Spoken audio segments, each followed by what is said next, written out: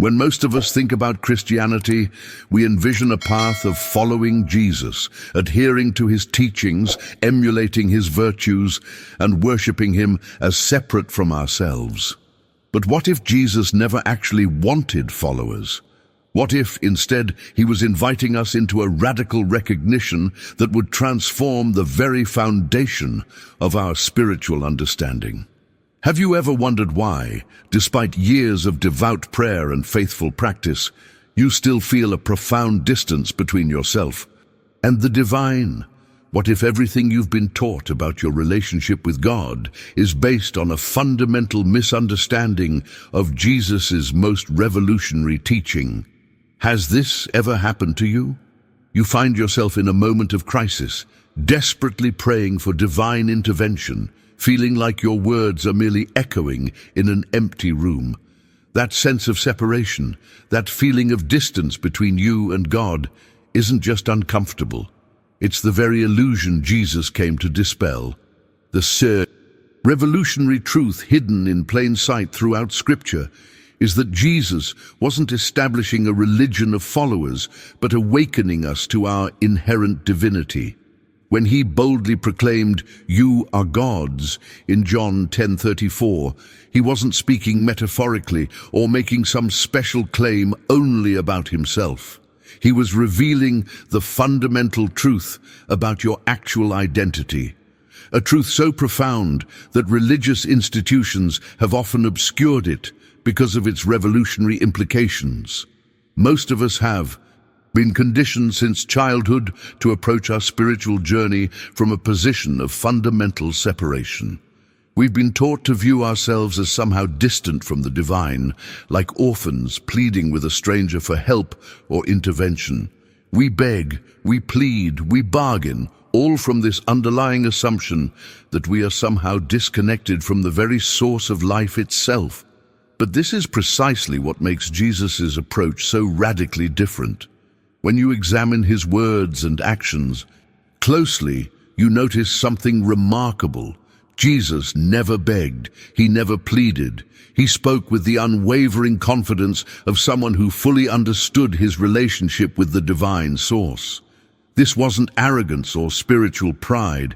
It was the natural expression of someone who recognized an eternal truth that existed before time began. Stay with me until the end of this video, because what you're about to discover might completely reshape how you understand your place in the cosmos and your relationship with the divine. The distinction between following Jesus and becoming as he is represents the difference between perpetual spiritual seeking and genuine spiritual awakening. But before we begin, please hit the like button and let me know where in the world you're watching from today. It's always fascinating seeing who's joining us from around the world. And if you haven't already, make sure to hit that subscribe button and turn on the notification bell so you don't miss any of our future videos. What Jesus understood, and what he was desperately trying to help us understand, is that the divine nature isn't something external to you that you need to somehow reach through spiritual effort. It's your original nature, your true identity beneath all the layers of conditioning and false beliefs about separation. This isn't just a beautiful spiritual theory. It's the fundamental reality of your existence that changes everything about how you experience life. When you truly grasp what Jesus meant by declaring your divine nature, everything transforms. Your prayers shift from desperate pleas to conscious recognition. Your spiritual practice evolves from striving to allowing. Your entire experience changes from struggle into natural, effortless unfolding. Imagine for a moment what your life would look like if you approached each day, each challenge, each relationship from the same consciousness that Jesus had when he declared, "You are gods." How would your experience transform if you truly lived from that understanding? The truth is, we've been reading these words through the lens of religious formality for so long that we've missed their revolutionary power. But when you strip away centuries of theological interpretation and truly see what Jesus was pointing to, what you discover is nothing short of a complete revelation about your true identity. This mindset shift is the hidden key that unlocks a completely different journey in your spiritual life. The profound truth is that you are not separate from the divine, desperately seeking some external connection like a cosmic orphan. You are the very expression of divinity itself, living and breathing through divine inheritance right now, in this very moment. This is not spiritual theory. This is the fundamental reality behind your existence. The declaration, "You are God's," in Jesus' consciousness wasn't merely a lofty theological concept. It was a direct recognition of source, expression, and substance. Think about this revelation for a moment. Just as divinity expresses through all creation, through every flower, every star, every breath of wind, the divine expresses through you. Your thoughts, your feelings, your very being are not separate from the creative force that birthed the universe. They are expressions of it. Behind the scenes of our religious traditions lies this transformative understanding that has often been obscured or diluted. Jesus wasn't establishing a path of followers who would worship him from afar. He was demonstrating the impact of living from the recognition of your divine nature and inviting you into that same consciousness. The decisions we make from this understanding are entirely different from those made from a mindset of separation. Throughout history, those who have glimpsed this truth have experienced profound transformations in every aspect of their lives. Their journeys shifted from seeking to finding, from begging to recognizing, from struggling to allowing. This isn't about becoming spiritually arrogant or claiming some special status. It's about aligning your conscious awareness with the deeper reality of your being. If this message about your divine nature resonated with you, hit subscribe to join our community of seekers exploring these profound spiritual truths together. When Jesus proclaimed, "I and my Father are one," he wasn't making an exclusive claim that applied only to himself. He was unveiling the universal truth about every human being's relationship with divine source. This oneness isn't something you need to achieve through decades of spiritual practice or religious devotion. It's not a distant goal to be reached after years of effort. This oneness is the very foundation of your existence. Now, I want to go even deeper into this topic by exploring a powerful metaphor that illuminates this truth in a way that's impossible to forget. When we truly understand the relationship between the ocean and its waves, we begin to see the profound significance of Jesus' revelation in an entirely new light. If you're feeling a resonance with this truth deep within you right now, write in the comments, "I am divine expression." Imagine the vast, boundless ocean and its countless waves. When you look at a wave, what do you really see? The wave isn't separate from the ocean trying desperately to become oceanic. It already is ocean, temporarily expressing in wave form. Its entire substance, its very being, is nothing other than ocean. The wave doesn't need to strive to reach the ocean. It is already one with it, simply expressing as a unique formation for a brief moment in time. This metaphor reveals the profound truth behind Jesus' teaching. You are not a human being trying to reach God. You are divine life, temporarily expressing in human form. Every breath you take, every thought you think, every emotion you feel, all of it is divine life in expression. The substance of your being isn't separate from the substance of the Creator any more than the wave is separate from the ocean. The revolutionary impact of this understanding can't be overstated. It completely transforms your journey from one of constant seeking to one of progressive recognition. Behind the scenes of Jesus' ministry was this fundamental revelation. He wasn't asking us to follow him like disciples trailing behind a master. He was inviting us to the same realization that he embodied, that oneness with the divine isn't something to achieve through spiritual practice, but the very foundation of your existence. This oneness is already complete, already whole, already perfect. It's not waiting for you to become worthy enough or to perform enough spiritual practices. It's simply waiting for your recognition. The decisions you make from this understanding create entirely different results than those made from a consciousness of separation. When you approach life's challenges from the mindset of, I am one with my source, rather than I am separate and need help, everything shifts. Consider the revelations that emerge when you truly grasp this. Prayer no longer becomes about convincing some distant deity to help you. It becomes a moment of conscious alignment with the truth of your being. Healing isn't about fixing something broken, but about allowing the wholeness that is already present to express more fully. Abundance isn't something to chase after, but the natural state of your being when aligned with your divine nature. The mindset transformation that occurs when you stop seeing yourself as separate from the divine and start recognizing your oneness with it completely revolutionizes your entire spiritual path. It's not about becoming something you're not. It's about unveiling what has always been true. This is what Jesus demonstrated through his life, not a special status that only he could claim, but a universal truth available to everyone who recognizes it. When you begin to live from this recognition, your experience of life undergoes a profound metamorphosis. The journey of spiritual growth becomes less about acquiring something external and more about allowing your true nature to shine through the temporary human expression. Just as the wave doesn't need to become ocean, it already is ocean. You don't need to become divine. You already are divine expression.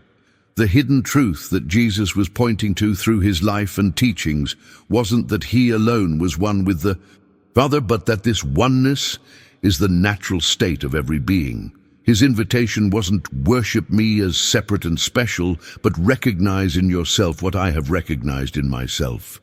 If you've experienced even brief moments of this profound sense of oneness with all of life, even if just for a fleeting instant, type, I've felt this oneness in the comments below. This revelation completely transforms the very nature of the spiritual journey itself.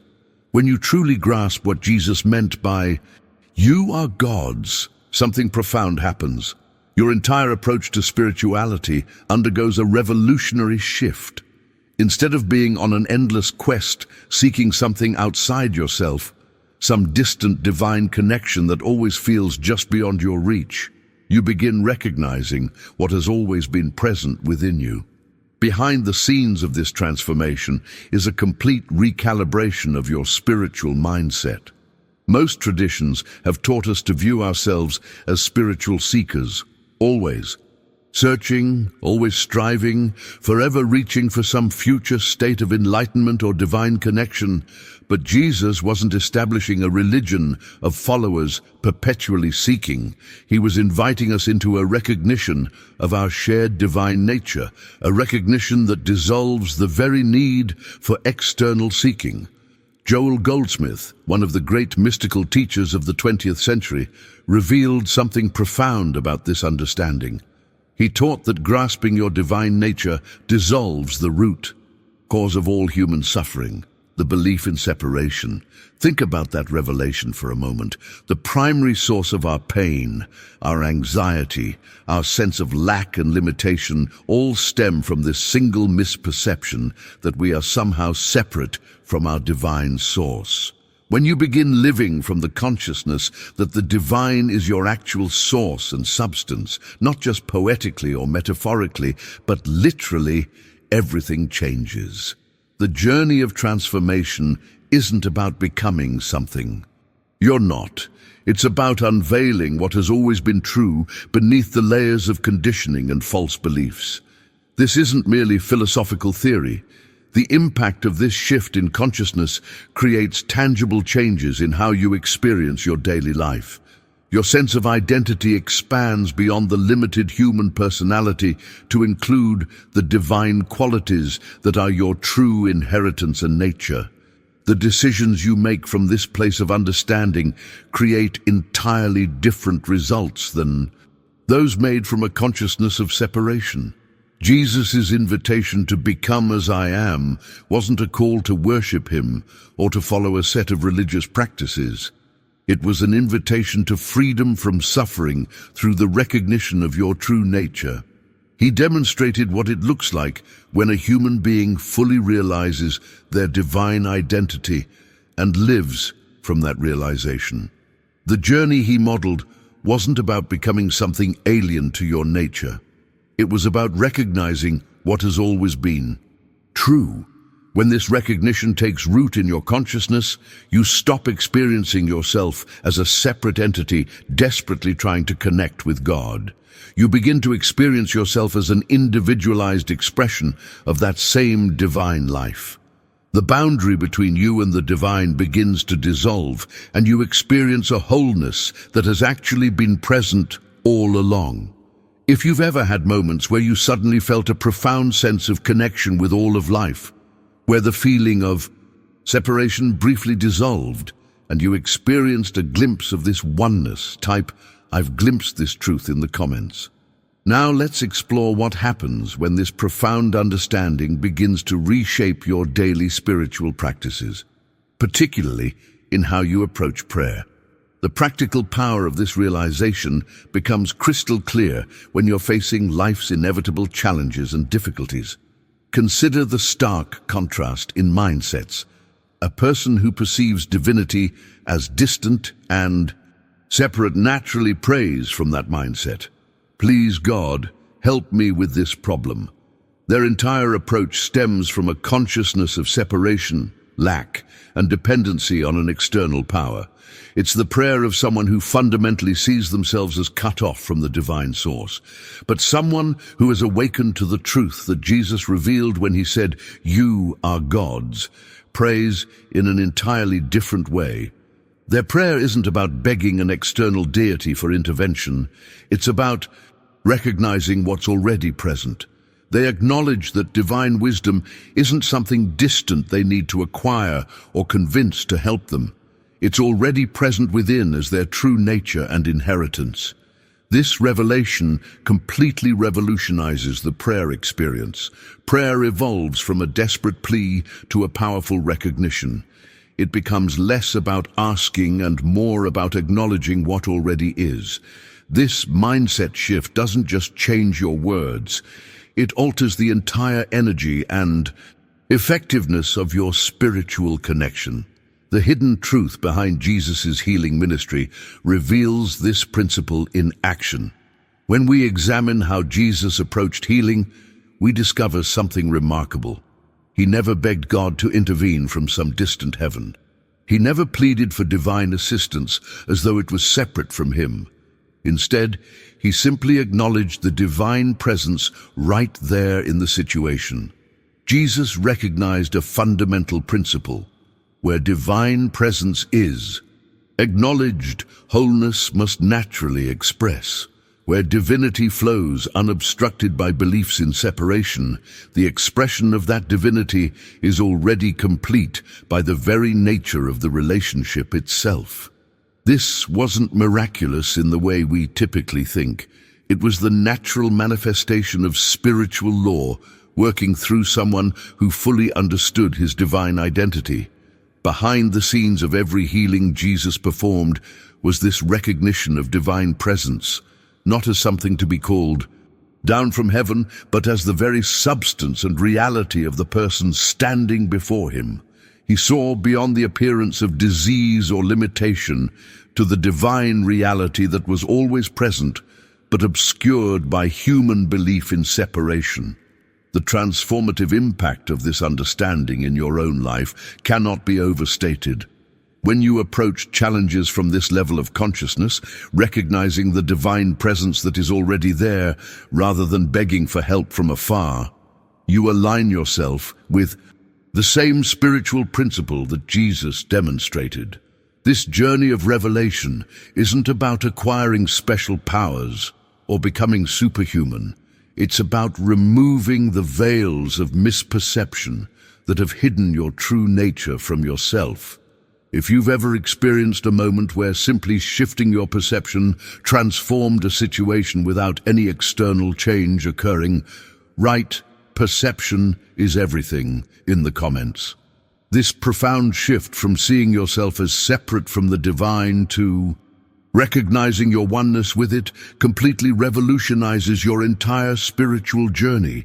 For your entire life, you've likely been taught to seek God's help as if you were fundamentally separated from divine supply. This seeking mindset creates an endless spiritual quest, always reaching for something that seems just beyond your grasp. But here's the breakthrough revelation that changes everything. Divine resources aren't something you need to hunt down, earn, or convince to come your way. They're your inheritance through the simple fact of relationship. Just as a child naturally inherits traits and resources from their parents without having to beg for them, you naturally have access to divine qualities through your essential connection to the source. When this understanding truly takes root in your consciousness, your entire prayer life undergoes a remarkable transformation. It evolves from begging into recognition, from anxious effort into restful knowing, from desperate pleading into peaceful receiving. The entire energy of your spiritual practice shifts from striving to allowing, from seeking to finding what was always present. This mindset transformation doesn't happen intellectually, it happens experientially. It's not about adopting a new belief system, but about awakening to a deeper reality that was always true before you recognized it. The decisions you make from this place of understanding create entirely different results than those made from a consciousness of separation. Here is the secret that changes everything about your spiritual journey. When you pray acknowledging you are God's as Jesus meant it, you're not trying to get God to do something for you or convince divine power to intervene in your life. You are simply remembering what is already true. Divine life isn't something that might flow to you someday if you're worthy enough. It's already flowing through you right now. Divine wisdom isn't a distant quality you need to acquire through decades of spiritual practice. It's already present within you as your true mind. Divine substance isn't separate from you. It's already expressing as your very being right here, right now, in this moment. Subscribe now to continue this journey of spiritual awakening as we explore what it truly means to live from the understanding that you are God's. Behind the scenes of all effective spiritual practice is this fundamental recognition of present reality rather than future hope. The great spiritual masters throughout history weren't people who mastered techniques for manipulating divine energy. They were individuals who recognized and lived from the truth of what already is. Jesus wasn't establishing a path of follow my teachings. He was demonstrating what it looks like when a human being lives from the consciousness of I and my Father are one, and saying you can live from this same consciousness too. This hidden truth about your divine nature doesn't mean your human experience suddenly becomes perfect or problem-free, but it does mean you approach those human challenges from a completely different level of consciousness. Instead of facing life's difficulties from a place of separation, lack, and limitation, you face them from a recognition of the divine resources that are already present within your being. If you've experienced even a glimpse of this profound truth, that you are not separate from divine source, but are its direct expression, type I am divine expression in the comments below. Let me share what makes this understanding so powerful. It's not just philosophical or theoretical, but intensely practical. When this divine realization truly dawns in your consciousness, you begin to experience tangible shifts in your everyday reality. Healing happens naturally, not because you've mastered some advanced spiritual technique, but because you've remembered the truth of who you are as divine expression in human form. This transformation doesn't require manipulating external forces or convincing God to help you. It simply flows from alignment with reality. Think about what happens when you remove a dam from a river. The water doesn't need to be taught how to flow. It simply returns to its natural state. Similarly, when you remove the mental barriers of separation, divine qualities express through you naturally as your authentic state of being. People who embrace this understanding often report remarkable breakthroughs in areas where they've struggled for years. Supply appears more effortlessly, relationships harmonize spontaneously, chronic conditions that resisted conventional treatment begin to resolve. But here's the crucial insight that prevents disappointment on this journey. This recognition of your divine nature doesn't always produce immediate physical results or instant miracles. What it does produce is an immediate shift in consciousness that then gradually manifests in your outer experience over time. This is realistic spirituality, not magical thinking that promises overnight transformation. The journey unfolds naturally, sometimes quickly, sometimes slowly, depending on how deeply ingrained the patterns of separation consciousness have been in your life. Behind the scenes of every authentic healing is this fundamental principle: inner transformation precedes outer manifestation. Your consciousness shifts first, and then your circumstances begin to reflect that shift. Consider how a seed transforms into a plant. The moment the seed is planted and watered, its transformation begins, but invisibly beneath the surface. For days, sometimes weeks, nothing appears to be happening. But profound changes are occurring at the invisible level before any visible growth appears. Your spiritual awakening follows this same natural pattern. The recognition of your divine nature initiates an immediate inner transformation that will eventually manifest outwardly, but in divine timing rather than human expectation. This perspective completely revolutionizes how you approach healing, abundance, relationships, and every other aspect of human experience. Instead of desperately seeking external fixes or magical solutions, you focus on cultivating the consciousness from which all authentic change emerges. Jesus demonstrated the end result of this process, a human being fully awake to their divine nature, and invited us to the same transformation. He wasn't saying, "Worship me as special and different from you." He was saying, what I have realized, you can realize too. The consciousness I live from is available to you as well. If you've experienced a situation where your inner transformation led to outer changes in your life, type "inner creates outer" in the comments below. Now I want to explore what might be the most profound dimension of understanding Jesus' declaration, "You are God's." The radical recognition that you inherit divine nature, not human limitation. This revelation completely transforms what you believe is your natural state of being. Most of us have been conditioned to accept limitation, lack, struggle, and fear as our default human condition. We've been taught that we must strive and struggle to acquire qualities like peace, wisdom, love, and abundance. But this revolutionary understanding flips that entire paradigm. Peace is not something distant that you must acquire through years of spiritual practice or struggle. It is your inheritance, your natural state as divine expression. Wisdom is not something you fundamentally lack that must be painfully accumulated. It is your birthright flowing naturally from your divine nature. The same applies to every divine quality: abundance, joy, love, creativity, and strength. This perspective creates a complete mindset revolution. When this realization becomes your living consciousness rather than just an intellectual concept, you stop operating from fear-based decisions and begin living from divine assurance.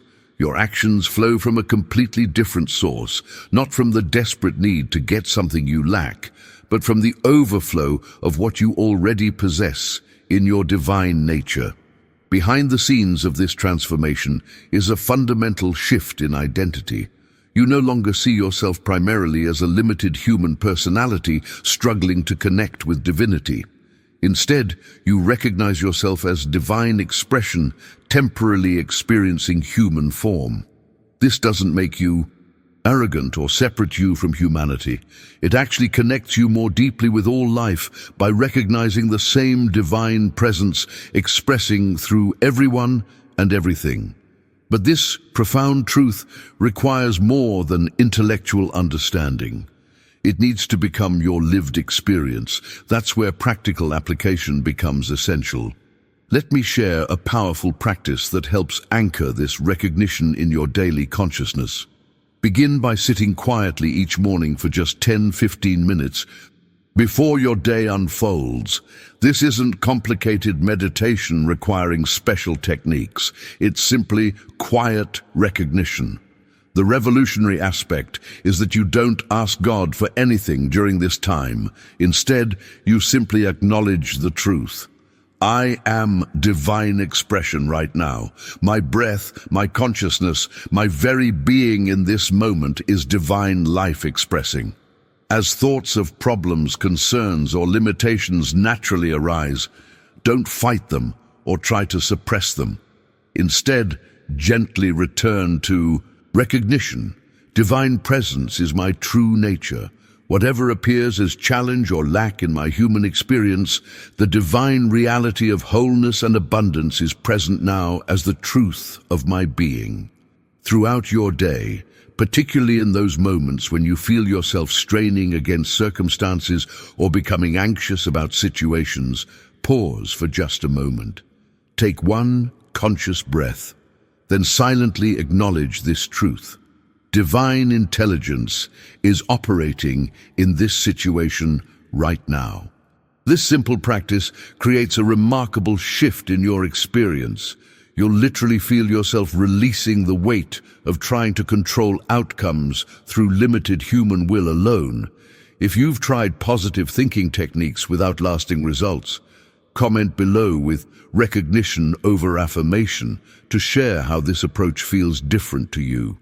As we begin to live from this profound understanding that Jesus revealed when he said, "You are gods," something remarkable happens.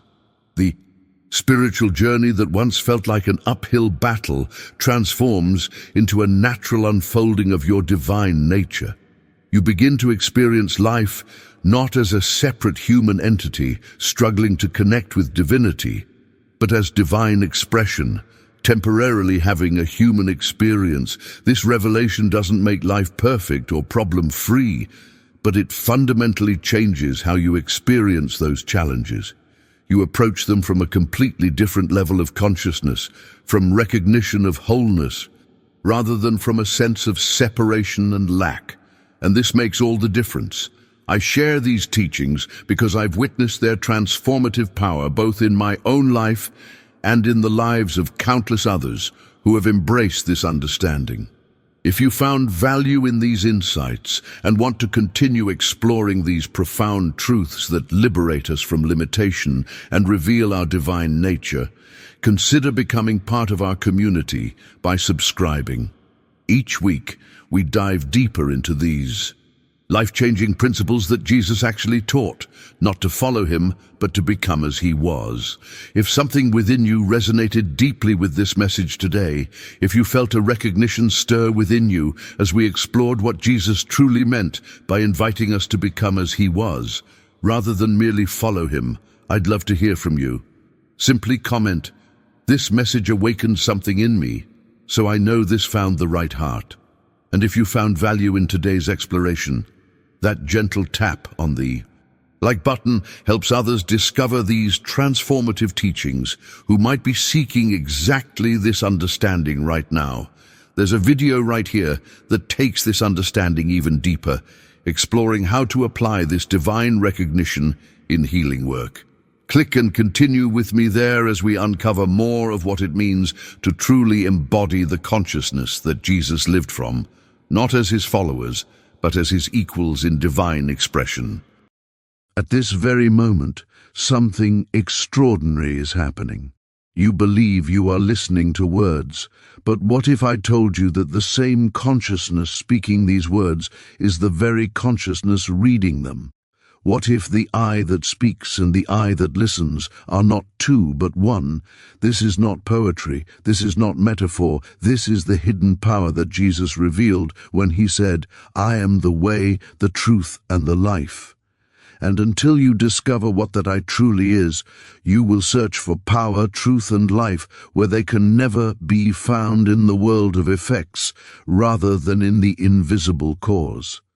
The great mistake of spiritual seeking, my dear friends, we must begin by acknowledging a mistake that has been made throughout centuries of spiritual seeking, a mistake so fundamental that it has kept humanity in bondage even while reading the most sacred scriptures. When Jesus spoke those profound words, "I am the way, the truth, and the life," the world made an assumption. It assumed he was speaking of Jesus of Nazareth, the man. It assumed he was claiming exclusive authority for his person, and in that assumption the hidden power was lost. But the mystic knows differently. The illumined soul understands that Jesus was not speaking of his human form, but of the I am that dwelt in him. The same I am that dwells in you, in me, in all of creation. He was revealing the secret of secrets, that the Christ, the I am, is universal, infinite, and indivisible. The nature of I am. Let us go deeper into meditation now. Close your eyes for a moment and silently declare, "I am." What have you said? Have you spoken of your body? No, the body cannot say I am. Have you spoken of your thoughts? No, thoughts come and go, but the I am remains. You have touched something eternal, something that was never born and can never die. This I am is not your personal possession. You cannot improve it, you cannot diminish it. It's simply I-S. And this is the great revelation. The I am that you are is the same I am. That was in Jesus, that was in Buddha, that is in every realized soul. There are not many I ams, there is only one, appearing as the many.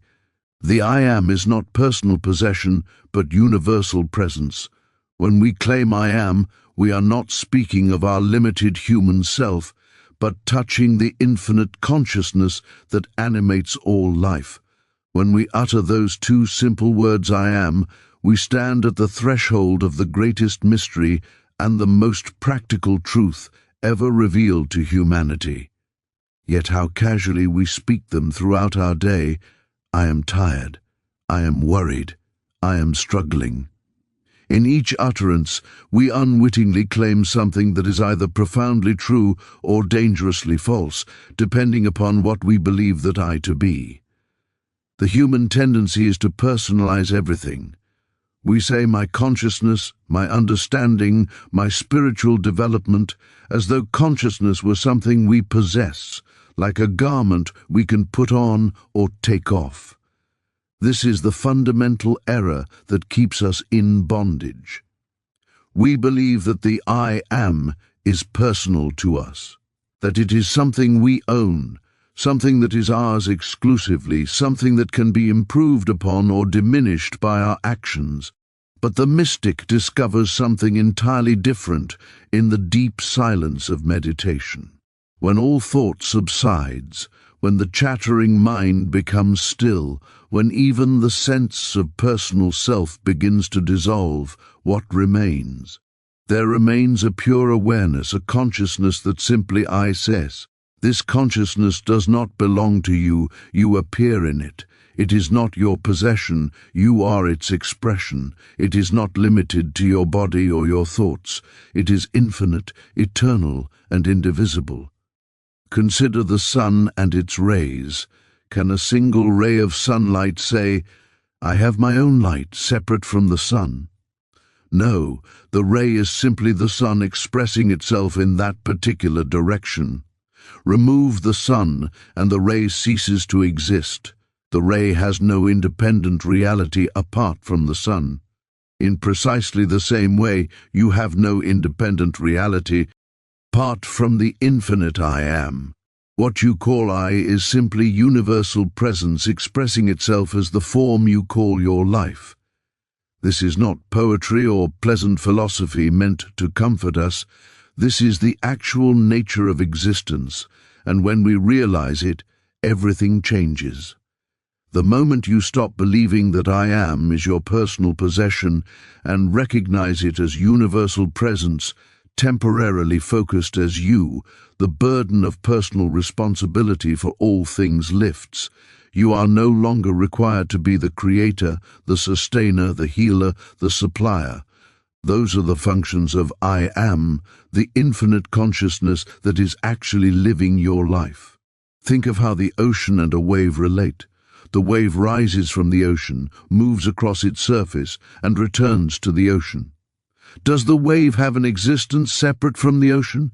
No, it is always and only the ocean, temporarily taking the form of a wave. The wave cannot say, I have my own water, my own power, my own life. Its water is ocean water, its power is ocean power, its life is ocean life. Yet while it appears as a wave, it can express the full nature of the ocean, its depth, its power, its life-giving properties. You are that wave. I Am is that ocean.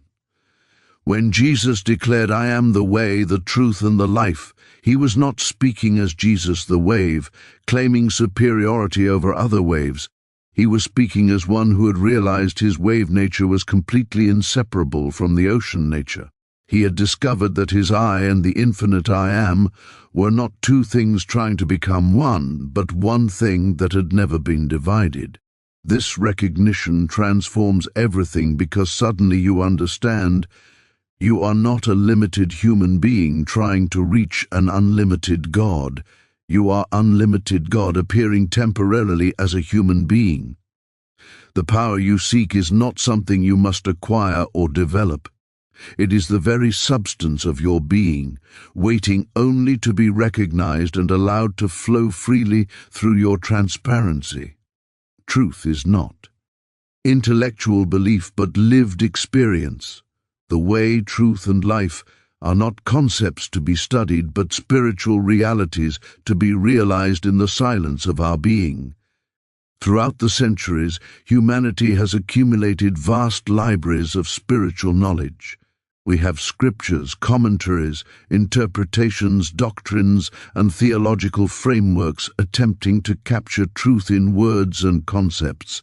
Students spend lifetimes memorizing sacred texts, analyzing their meanings, debating their interpretations. Yet all of this intellectual activity, while perhaps valuable as preparation, remains in the realm of belief rather than realization. Truth, in its living essence, cannot be captured in words any more than you can capture sunlight in a box. When we speak of truth as lived experience rather than intellectual belief, we are pointing to something that can only be known through direct encounter. Consider how different it is to read about love in a book versus experiencing love in your heart. You can study every poem ever written about love, master every philosophical theory about its nature, yet remain completely ignorant of what love actually is until you experience it directly. The moment love floods your being, all the books become unnecessary. You know, not because you have been convinced by arguments, but because you have tasted the reality itself. This is precisely the relationship between spiritual concepts and spiritual realization. You can believe that God is omnipresent. You can memorize verses that declare it. You can argue eloquently in its defense. But until you have sat in deep silence and felt the actual presence permeating your being, filling the room, dissolving the boundaries between inner and outer, you have only a concept, not a realization. The concept lives in your mind. The realization transforms your entire existence. Jesus did not say study the way or believe in the truth or understand the life. He said, I am these things. The statement is immediate, present tense, experiential. When he spoke those words, he was not reciting doctrine. He was bearing witness to what he was experiencing in that moment. The way was not a path he had read about. It was the living reality moving through him. The truth was not a belief system he had adopted. It was the eternal presence he consciously lived in. The life was not a theory about existence. It was the infinite vitality flowing as his very being. This distinction between intellectual belief and lived experience becomes crucial in practical spiritual living. When trouble comes, and it does come to everyone, intellectual belief offers little comfort. You can repeat affirmations, quote scriptures, remind yourself of what you believe, yet the fear remains, the pain persists, the problem looms large. Why? Because you are still operating in the realm of thought, and thought cannot overcome thought. One belief system battles another, one fear counters another hope, and you remain trapped in mental gymnastics. But when truth is lived experience, when you have actually touched the presence in meditation, when you have felt the reality of I am permeating your consciousness, then in moments of trouble you have somewhere to return. You do not return to a belief, you return to an experience. You become still, you move into that inner sanctuary where you once encountered the presence, and you wait, not hoping it might appear, but knowing it is already there, because you have been there before. This is not faith in a concept, this is confidence born of experience. The mystics of all ages have testified to this distinction. They speak not as theologians presenting arguments, but as witnesses reporting what they have seen, felt, and known. When Ramana Maharshi pointed seekers to the question, "Who am I?" he was not asking for an intellectual answer, he was inviting them into a direct experience of their own true nature. When the Quakers sit in silence, they are not thinking about God, they are waiting to experience the living presence. When the contemplative enters deep meditation, she is not reviewing her beliefs, she is opening herself to direct encounter with reality itself. This lived experience cannot be transmitted through words, yet it can be awakened through silence, through practice, through the dedication to go beyond thinking about truth into experiencing truth. The hidden power lies in recognition, not acquisition. We do not gain spiritual power, we awaken to the power that has always been present within us as our true nature. One of the most persistent illusions on the spiritual path is the belief that we are seeking something we do not have. We approach spirituality as beggars approaching a king, as empty vessels hoping to be filled, as powerless beings trying to gain power. We pray as though God were distant. We meditate as though we were trying to manufacture consciousness. We seek enlightenment as though it were a prize to be won through sufficient effort. This entire approach, though sincere and well-intentioned, rests upon a fundamental misunderstanding of our true nature. The hidden power lies not in acquisition but in recognition.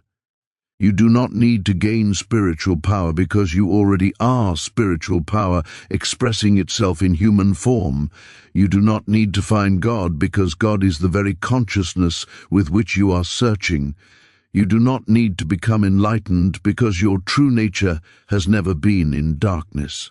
The entire journey, then, is not about getting somewhere, but about awakening to where you already are.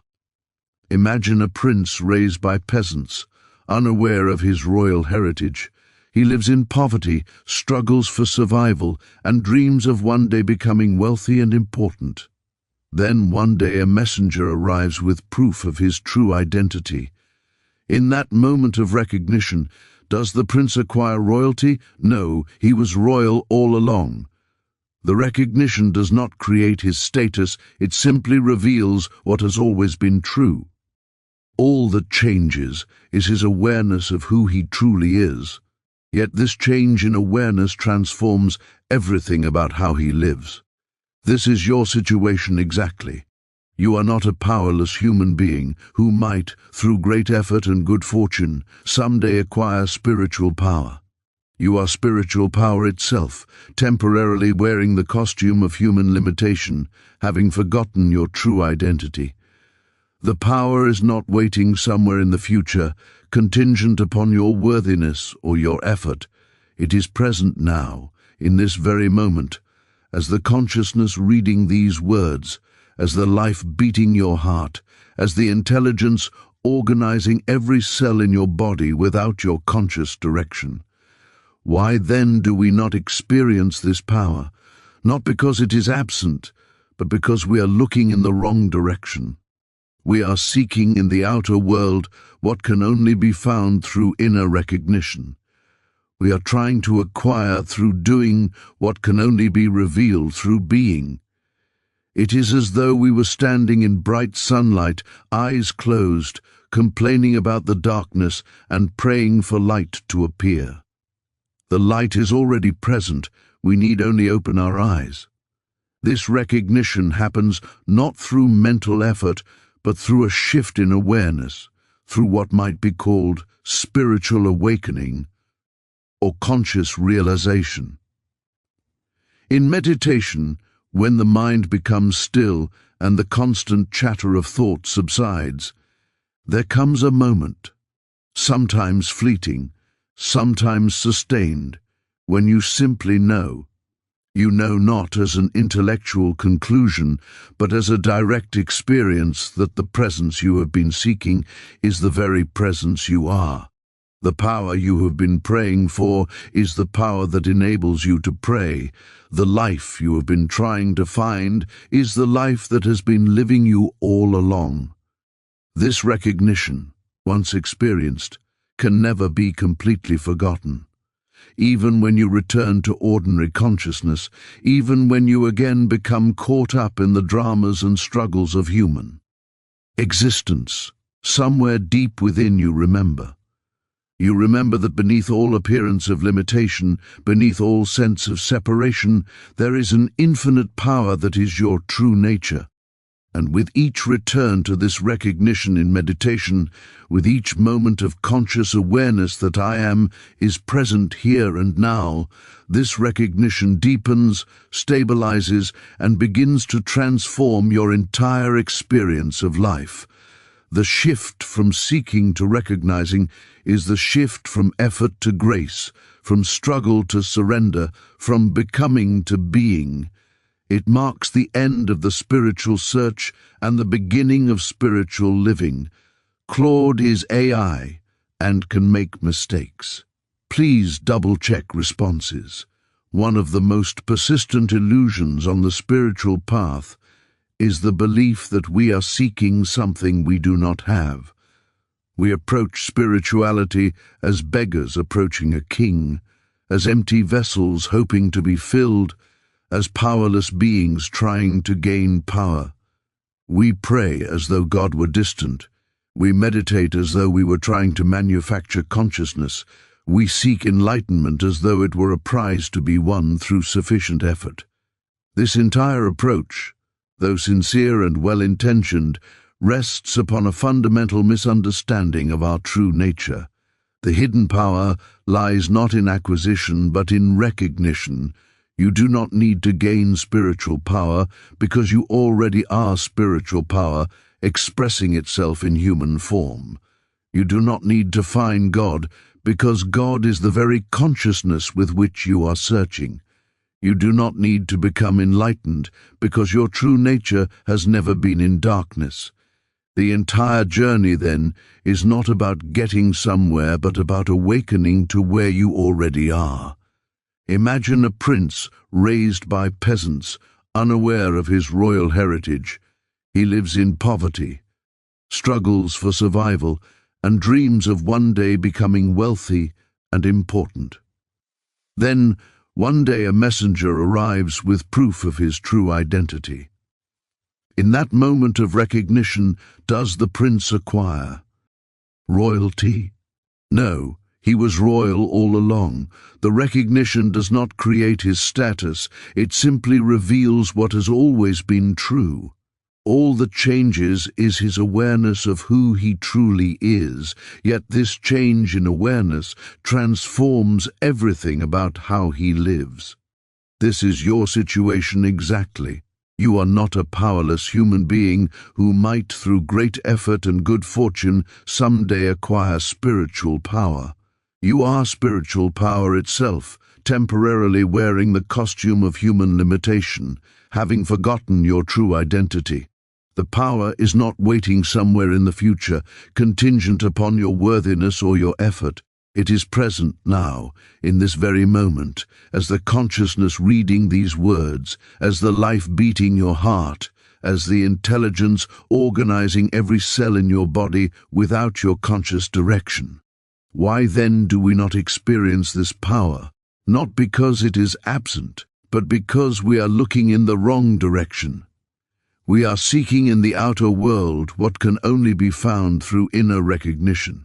We are trying to acquire through doing what can only be revealed through being.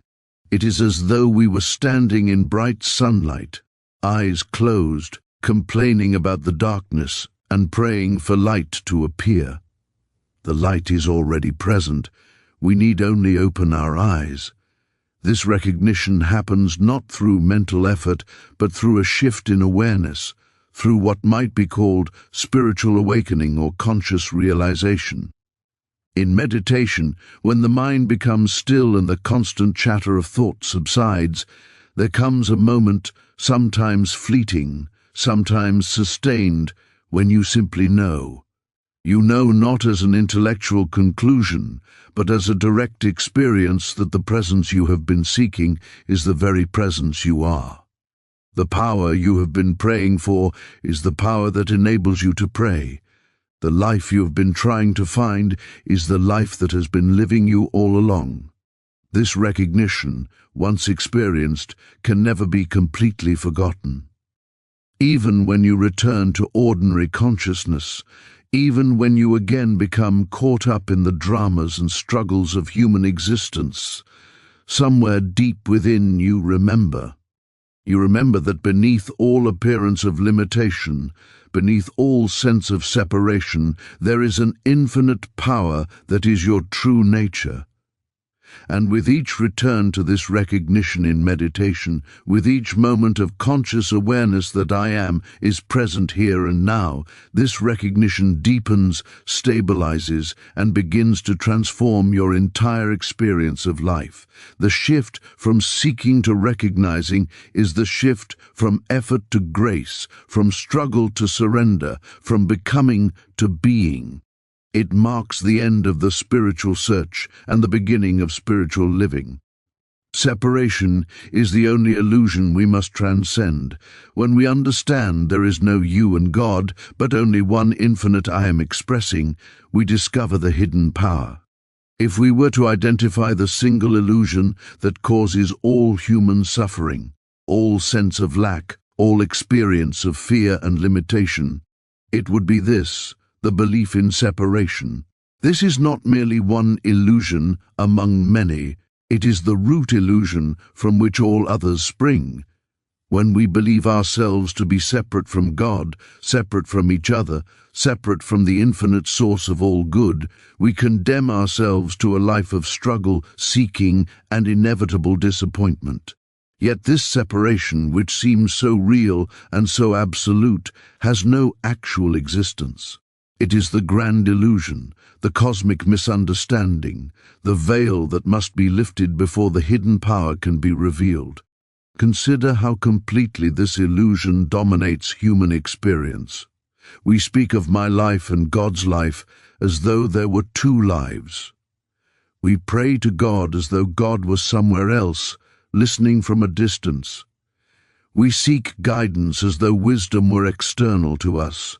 We pursue supply as though abundance existed outside our own consciousness. In every moment, in countless subtle ways, we reinforce the belief that we are here and God is there, that we are separate entities trying to establish connection with the divine.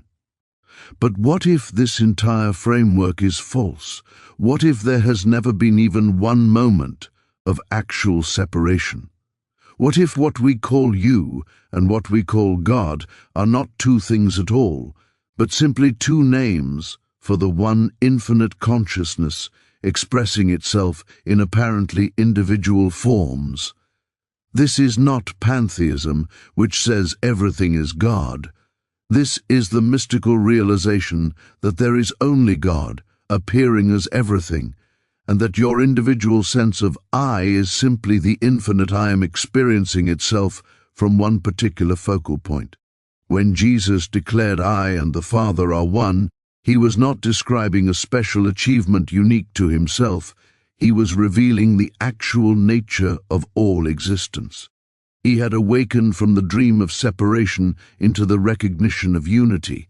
He no longer experienced himself as Jesus trying to reach God, but as God expressing as Jesus. The separation that had seemed so real dissolved in the light of recognition, and he discovered that he had never been separate for even one instant. The hidden power inside, I am the way, the truth, and the life, was never really hidden at all. It has been shouting its presence in every heartbeat, declaring itself in every breath, revealing itself in every moment of awareness. We simply were not listening. We were too busy seeking what we already possessed, too occupied with becoming what we already are, too distracted by the world of effects to recognize the infinite cause dwelling as our very consciousness. You have learned today that the I Am is not your personal possession, but universal presence, the one infinite consciousness appearing as all that exists. You have discovered that truth is not intellectual belief, but lived experience, something to be tasted in the silence of your being, not merely studied in the activity of your mind. You have recognized that the hidden power lies not in acquisition, but in recognition, the simple awakening to what has always been true. You have understood that separation is the only illusion you must transcend, the fundamental misunderstanding that creates all sense of lack, fear, and limitation. And you have seen that living from this consciousness transforms every moment, making spirituality not a Sunday practice, but the very foundation of practical daily living. But knowing these truths intellectually accomplishes nothing. The question now is, what will you do with what you have heard? Will you file this away as interesting philosophy, or will you begin today, this very moment, to live from this consciousness? I invite you to make a commitment, not to me, but to your own awakening. Beginning now, practice the presence of I Am.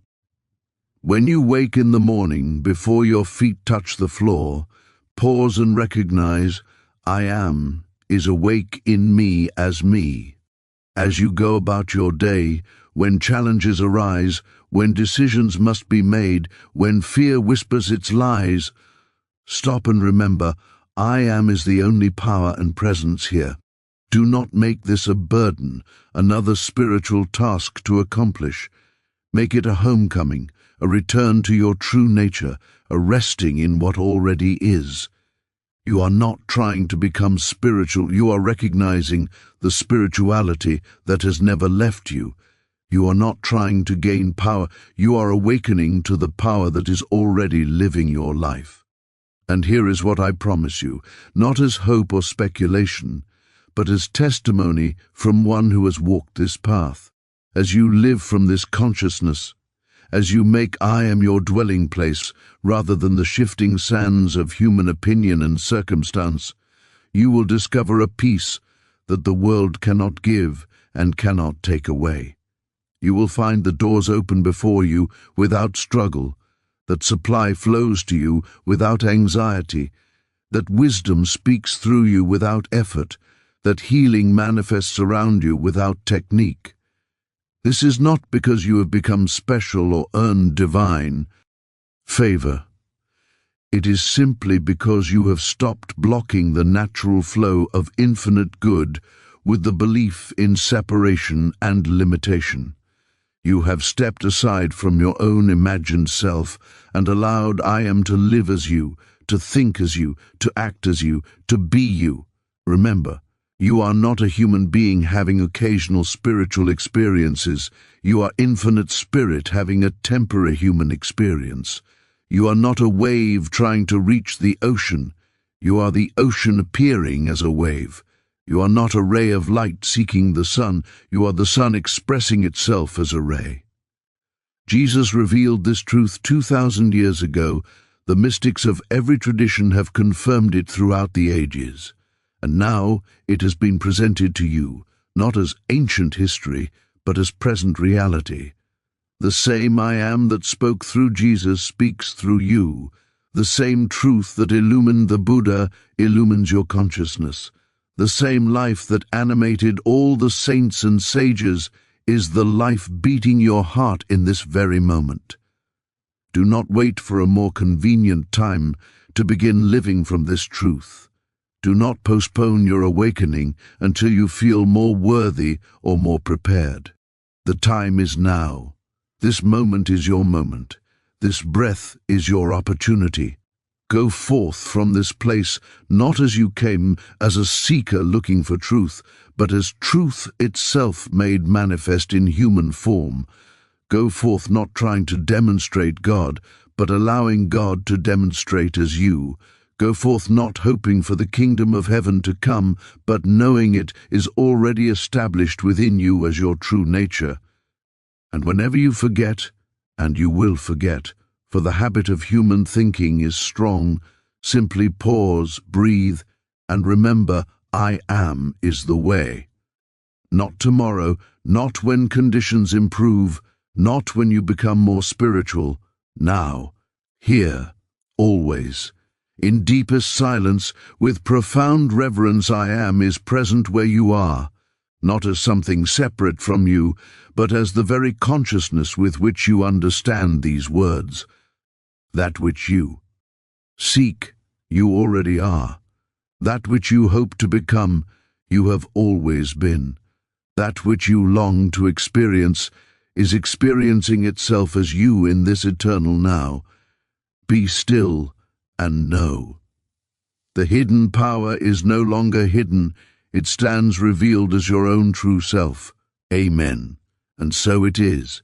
Most people pray desperately for years, begging an external God for help, wondering why their prayers seem to bounce off the ceiling. Joel Goldsmith discovered the shocking truth that revolutionized spiritual healing. We've been praying backwards. The divine isn't outside waiting to be convinced. It's the very consciousness through which you pray. Traditional prayer treats God like a cosmic vending machine. Insert enough devotion, pull the right lever of righteousness, and expect your miracle to drop down. But Goldsmith revealed that this approach actually blocks the very healing power you're seeking. When you beg, you affirm lack. When you plead, you strengthen the problem. The secret isn't asking God to change your circumstances. It's recognizing that God consciousness is already your consciousness, and from that awareness, circumstances naturally align with wholeness. This isn't positive thinking or wishful hoping. It's spiritual law operating through awakened awareness. Imagine discovering that what you've been seeking outside yourself has been the very essence of your being all along. Tonight, you'll learn to pray from this revolutionary understanding that transformed thousands of lives and can transform yours too. Joel Goldsmith spent decades in spiritual search before his illumination came, not through more seeking, but through a moment of complete surrender. In deep meditation, he realized he was trying to become what he already was. The healing presence he'd been praying to was the same consciousness experiencing the prayer. This revelation shattered his entire approach to spiritual practice. Instead of reaching upward for God, he discovered God as the very awareness reading these words right now. Not a distant deity requiring appeasement, but the intimate presence closer than your breath, more immediate than thought itself. From this awakened recognition, Goldsmith began practicing what he called the prayer of recognition rather than petition. Instead of "please heal me," the prayer became, "I recognize the wholeness that I am." Instead of asking for supply, recognizing the infinite source as consciousness itself expressing as abundance. This shift from seeking to recognizing created instantaneous changes in his life and the lives of thousands he taught. Physical healings, financial demonstrations, relationship harmonies, all flowing from this fundamental reversal of spiritual understanding. The prayer of recognition operates on a completely different frequency than petitionary prayer. When you recognize divine wholeness as your true nature, you're not trying to get something from God. You're allowing God to be God as you. This removes the resistance that blocks manifestation in traditional prayer. Think of it like tuning a radio. Petitionary prayer is like shouting at a radio that's on the wrong frequency, demanding it play your favorite station. The prayer of recognition simply tunes to where the music is already playing. The broadcast never stopped. You just found the right frequency.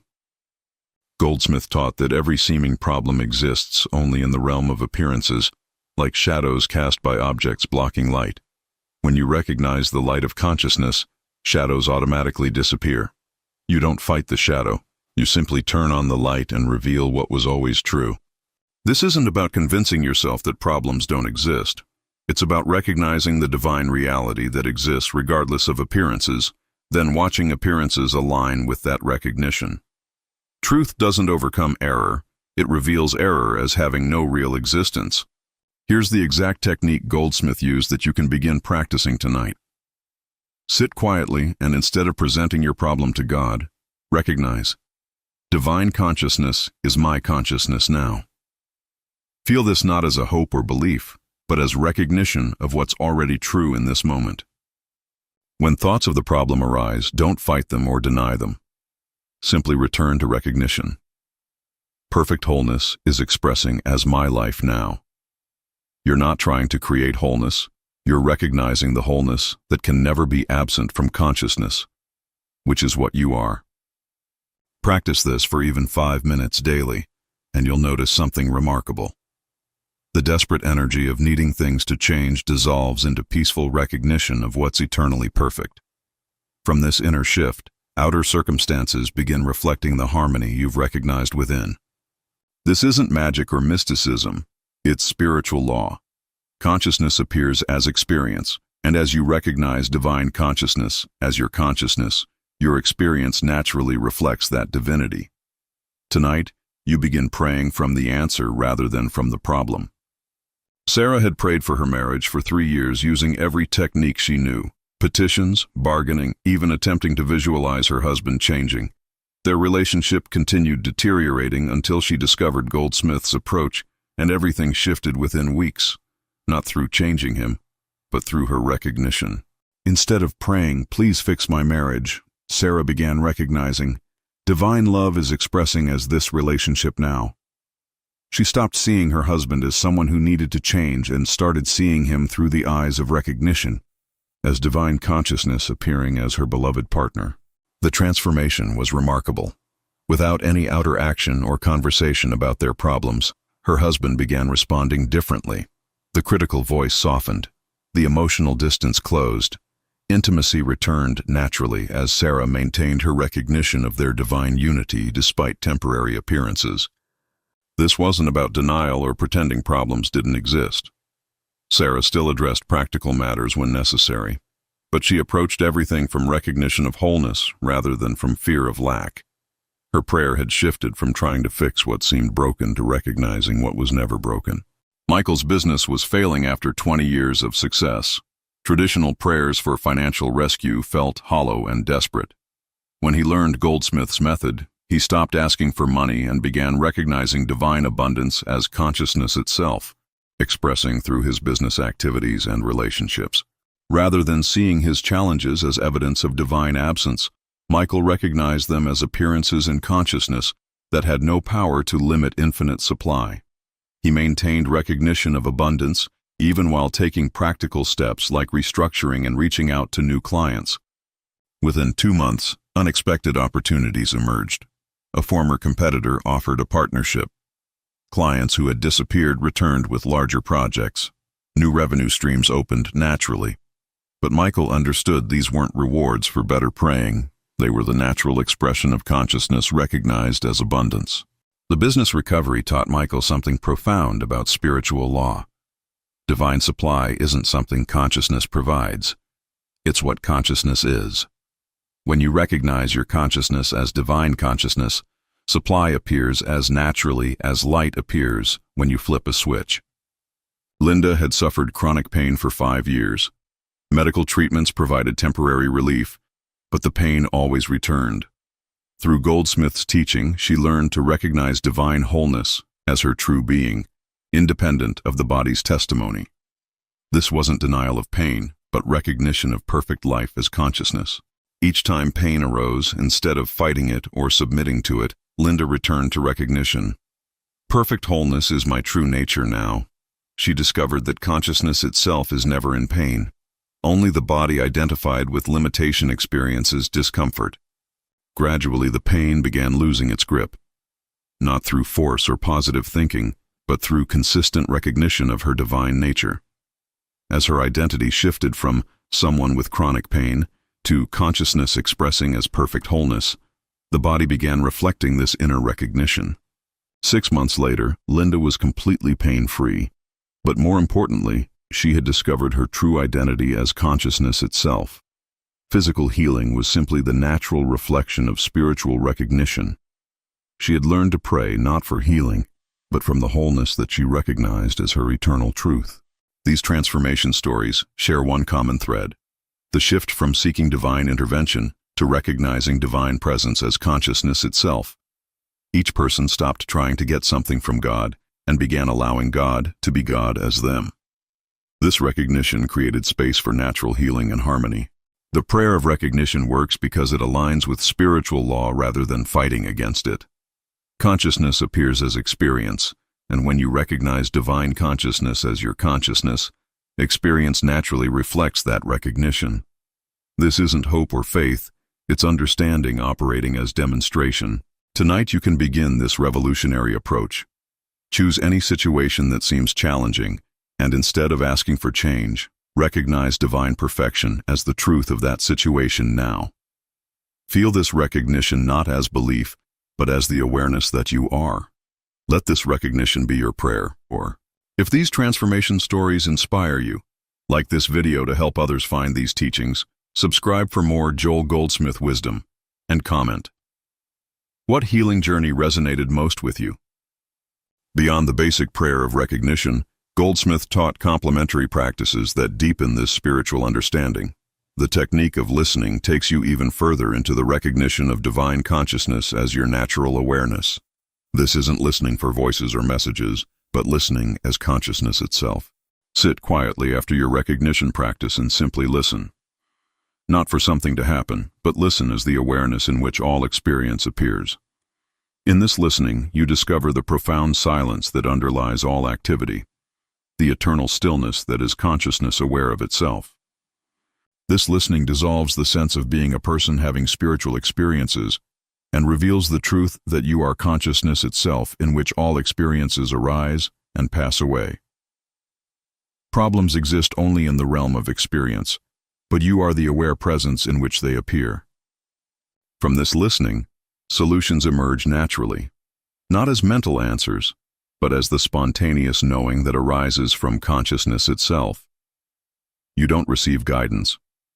You recognize that divine intelligence is the very awareness through which all knowing flows.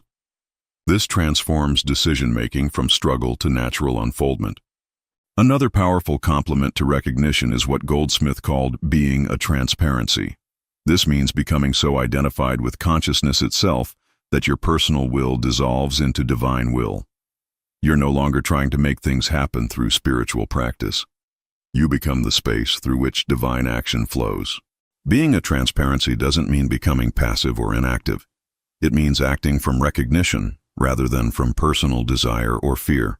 Every action becomes an expression of divine consciousness rather than an attempt to achieve personal goals. This removes resistance and allows natural harmony to emerge. Practice this throughout your day. Before speaking, Recognize divine wisdom as the intelligence expressing through your words. Before acting, recognize divine love as the motivation behind your choices. You become a clear channel for consciousness to express its infinite nature through what appears as your life. This transparency transforms not only your experience but impacts everyone around you. When you're operating as consciousness rather than as a limited person, others feel the presence of that unlimited awareness. Healing and harmony occur naturally in the field of recognized divine presence. The practice of taking no thought represents Goldsmith's most advanced teaching. This isn't about stopping thinking or emptying the mind, but about recognizing that divine consciousness already knows everything that needs to be known. Your role is recognition, not figuring out solutions through mental effort. When faced with challenges, instead of analyzing problems or planning solutions, take no thought. Return to recognition of divine consciousness as your consciousness and trust that the intelligence that created the universe knows how to handle whatever appears in your experience. This requires tremendous faith initially, but as you practice, you discover that consciousness itself contains infinite intelligence. Solutions emerge naturally when you stop interfering with divine wisdom through personal thinking. What seemed like complex problems resolve through simple recognition of what's already perfect. Taking no thought liberates you from the exhaustion of trying to control life through mental effort. You discover that consciousness is self-governing, and when you recognize your consciousness as divine consciousness, your life flows with natural intelligence, grace, and perfect timing. This is living from the answer rather than wrestling with questions. These three complementary practices, listening, transparency, and taking no thought, work together to deepen your foundation in recognition. They're not separate techniques, but different expressions of the same truth. Divine consciousness is your consciousness now. Each practice reinforces this fundamental recognition from a different angle. Listening reveals consciousness as aware presence. Transparency reveals consciousness as expressing through action. Taking no thought reveals consciousness as infinite intelligence. Together, they transform your entire approach to living, from seeking solutions to recognizing the perfection that's always present. Start with whichever practice feels most natural and gradually incorporate the others. Some days listening may feel appropriate. Other times being a transparency serves the situation. Sometimes taking no thought provides the perfect response. Let consciousness itself guide which approach serves each moment. Remember, these aren't techniques to get something from God, but ways of recognizing what God is being as you right now. Every practice deepens your recognition that divine consciousness is not something you access. It's what you are. From this recognition, your entire life becomes a demonstration of divine presence. Many people struggle with doubt when first practicing recognition. If divine consciousness is my consciousness, why do I still experience problems? This question reveals a fundamental misunderstanding that blocks progress. Recognition doesn't eliminate appearances. It reveals what's true regardless of appearances. Doubt often arises because we expect recognition to immediately change outer circumstances. But consciousness appearing as experience includes all experiences, both harmonious and challenging. Recognition doesn't control appearances. It recognizes what remains perfect regardless of what appears in experience. When doubt arises, don't fight it or feel like you're failing spiritually. Simply recognize doubt as another appearance in consciousness. Divine consciousness is perfectly present even when doubt appears. The recognition of perfection remains true whether you feel it or not. This understanding frees you from the pressure of maintaining positive feelings or spiritual experiences. Recognition is not a feeling or state, it's the truth of consciousness itself. Whether you feel connected or disconnected, divine consciousness remains your consciousness. This removes the burden of spiritual performance. Another common obstacle is trying to use recognition to manipulate outcomes. The mind thinks, if I recognize abundance enough times, money will appear. This approach turns recognition into a sophisticated form of petition, which blocks the very flow it seeks to create. True recognition has no agenda for outer change. You recognize divine perfection because it's true, not because you want circumstances to improve. This pure recognition without motive creates the inner space where natural harmony can emerge without resistance or manipulation. When you catch yourself using recognition to get results, Gently return to recognizing for its own sake. Divine consciousness is infinitely worthy of recognition, regardless of what it produces in experience. This worship-like recognition dissolves the manipulation that blocks natural demonstration. The paradox is that recognition without agenda often produces the most dramatic outer changes, while recognition with agenda typically produces struggle and frustration. Let recognition be its own reward, and you'll discover that consciousness naturally expresses as the harmony, abundance, and wholeness that you are. Impatience represents another significant challenge. The mind wants to see results quickly and interprets delays as evidence that recognition isn't working. But consciousness operates according to divine timing, not human impatience. Your role is recognition. Timing belongs to infinite intelligence. Some demonstrations appear quickly, others unfold gradually, and some involve experiences that initially seem contrary to your prayers. Divine consciousness sees the bigger picture that personal perspective cannot perceive. Trust the intelligence that governs galaxies to handle the timing of your experience.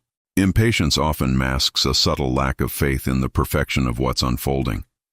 When you truly recognize divine consciousness as your consciousness, you trust that whatever appears is consciousness knowing and expressing itself perfectly, even when appearances seem challenging or delayed. Use impatience as a call to deeper recognition. Instead of wondering why things haven't changed yet, recognize the divine perfection of this moment, including your impatience.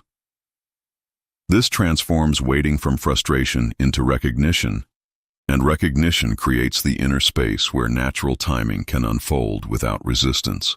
The final major obstacle is spiritual pride, the subtle satisfaction of feeling more evolved or enlightened than others because you practice recognition. This pride actually blocks the humility necessary for deep recognition and creates separation where unity should be recognized. True recognition reveals that consciousness is the same in everyone. The divine presence you recognize as your consciousness is identical to the divine presence appearing as every person you meet. Recognition dissolves the illusion of spiritual superiority and reveals universal divine identity. When spiritual pride arises, recognize it as consciousness appearing as the experience of pride. Don't judge it or try to eliminate it, but include it in your recognition of divine consciousness expressing in all forms.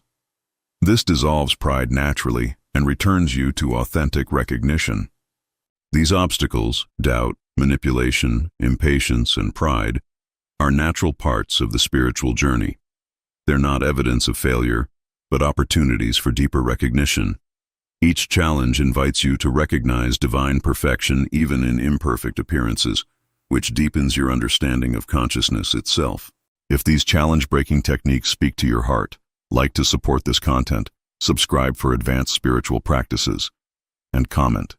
Which obstacle are you ready to transform now? Advanced practitioners learn to maintain recognition during daily activities rather than limiting it to meditation periods. This transforms ordinary moments into continuous spiritual practice. Washing dishes becomes recognition of divine consciousness, expressing as cleanliness and order. Driving becomes recognition of consciousness appearing as movement and direction. The key is remembering that consciousness is indivisible. The same awareness present during formal spiritual practice is present during every mundane activity. You don't need to feel spiritual or peaceful to practice recognition.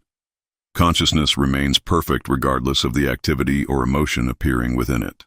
Start with simple activities. While cooking, recognize divine consciousness as nourishment and care. While working, recognize consciousness as intelligence and creativity expressing through your tasks. This gradually dissolves the separation between spiritual practice and daily living.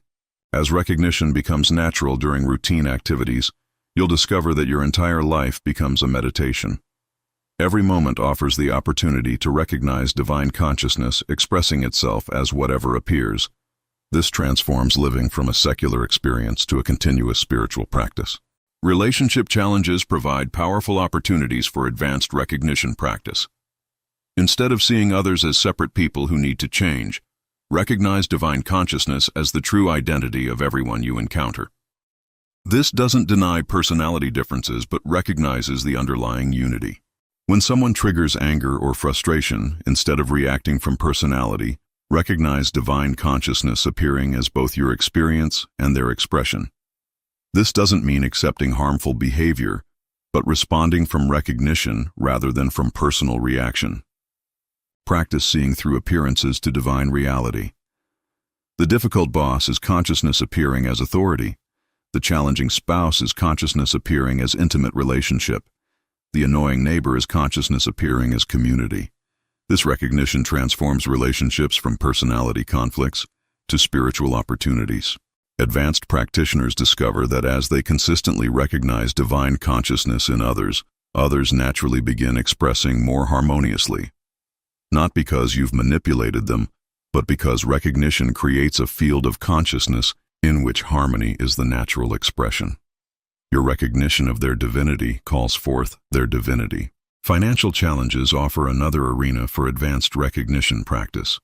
Instead of seeing money as scarce resources requiring careful management, recognize abundance as consciousness itself, expressing as infinite supply. This doesn't encourage financial irresponsibility, but transforms your relationship with material resources. Practice recognizing consciousness as abundance in every financial interaction. Paying bills becomes recognizing divine circulation. Earning money becomes recognizing consciousness, expressing as value exchange. Even financial challenges become opportunities to recognize the infinite nature of consciousness, appearing as supply. Advanced practitioners understand that true supply is consciousness itself. Money, food, shelter, and resources are appearances of infinite abundance in material form. When you recognize consciousness as abundance, resources appear naturally to meet every need without struggle or anxiety. This recognition liberates you from financial worry and scarcity consciousness. You still handle money responsibly and make practical decisions, but from recognition of abundance rather than fear of lack. This inner shift often produces dramatic improvements in outer financial circumstances. Health challenges provide the most profound opportunities for recognition practice. Instead of seeing the body as a physical mechanism requiring medical intervention, recognize consciousness as perfect wholeness, expressing as your embodied experience. This complements medical care rather than replacing it. Practice recognizing divine consciousness as the life that animates your body. Recognize consciousness as the intelligence that governs every cell, organ, and system. When symptoms appear, recognize them as appearances in consciousness that have no power to limit or define your divine wholeness. Advanced recognition sees through the appearance of illness to the perfect wholeness that consciousness is. This doesn't deny symptoms or ignore medical guidance, but maintains recognition of spiritual truth regardless of physical appearances. Many practitioners experience profound healing through this recognition. The deepest recognition reveals that you are not a body having consciousness, but consciousness appearing as embodied experience. From this recognition, the body naturally reflects the wholeness, vitality, and perfect life that consciousness is. Health becomes the natural expression of recognized spiritual identity. After months or years of consistent practice, recognition becomes so natural that you rarely remember living any other way. The person who used to pray desperately for change has dissolved into consciousness, recognizing itself as the very wholeness that was being sought. This is spiritual maturity. From this established recognition, life flows with remarkable ease and grace. Challenges still appear, but they're met with immediate recognition rather than personal reaction. Solutions emerge naturally because you're living from the intelligence of consciousness itself, rather than from limited personal perspective. Others notice the transformation even when you don't mention spiritual practice. There's a quality of presence, peace, and natural wisdom that emanates from someone established in recognition. You become a blessing wherever you go because consciousness recognizes itself through your presence. This maturity brings deep gratitude for the journey, including all the challenges that deepened recognition. You understand that every difficulty was consciousness creating opportunities for deeper self-recognition. Nothing was ever wrong. Everything served the awakening that you now embody. The ultimate recognition reveals that there was never anyone practicing recognition and nothing to be recognized. There is only consciousness being itself as the totality of experience. The seeker, the practice, and the sought are all appearances of the same divine consciousness that you are. This final recognition doesn't eliminate the person but reveals the person as consciousness appearing as individual expression. You continue living, working, and relating, but from the understanding that all experience is consciousness knowing itself in infinite ways. This is true non-duality. From this understanding, every moment becomes perfect exactly as it is, not because circumstances are always pleasant, but because you recognize all experience as consciousness expressing its infinite nature, joy and sorrow, success and failure, health and illness, all equally divine consciousness and appearance. This doesn't create indifference or passivity. You continue caring, acting, and responding to life, but from the recognition that consciousness itself is living as all experience. Love becomes natural because you recognize yourself as the consciousness appearing as everyone and everything you encounter. Living from ultimate recognition transforms your impact on the world. You become a presence of peace, healing, and awakening wherever you go. Not through doing special spiritual things, but through being established in the recognition of what you are. Consciousness blesses itself through your recognition. Others are naturally drawn to this presence even if they don't understand why. You become a magnet for those ready for deeper spiritual understanding. Your conversations naturally turn to truth because consciousness recognizes itself and seeks to awaken itself through every encounter. This influence happens effortlessly because you're no longer trying to help or heal anyone. You simply live from recognition, and that recognition creates a field where others naturally remember their own divine nature. Your greatest service is being established in truth rather than doing spiritual work. The ripple effect extends far beyond your personal interactions. Every moment of recognition contributes to the awakening of human consciousness. You discover that your individual recognition was never separate from universal recognition, consciousness awakening to itself through the appearance of your life journey. Tonight you've discovered the secret that Joel Goldsmith spent his lifetime sharing. Prayer works when you stop praying from the problem and begin praying from the answer. Divine consciousness is your consciousness now.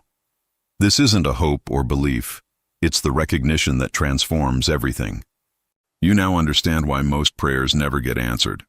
They're asked from separation rather than from unity. The divine presence you've been seeking outside yourself is the very awareness through which you've been seeking. Recognition ends the search and begins the demonstration of what you've always been. Tomorrow morning, instead of asking God to fix your life, recognize divine consciousness as your consciousness and watch how differently your day unfolds. This isn't magic. It's spiritual law operating through awakened awareness. Your recognition creates space for natural harmony to emerge. If your spiritual understanding expanded through these Joel Goldsmith secrets, like this video, subscribe for more transformative teachings, and comment, "I am transformed," to confirm your new path.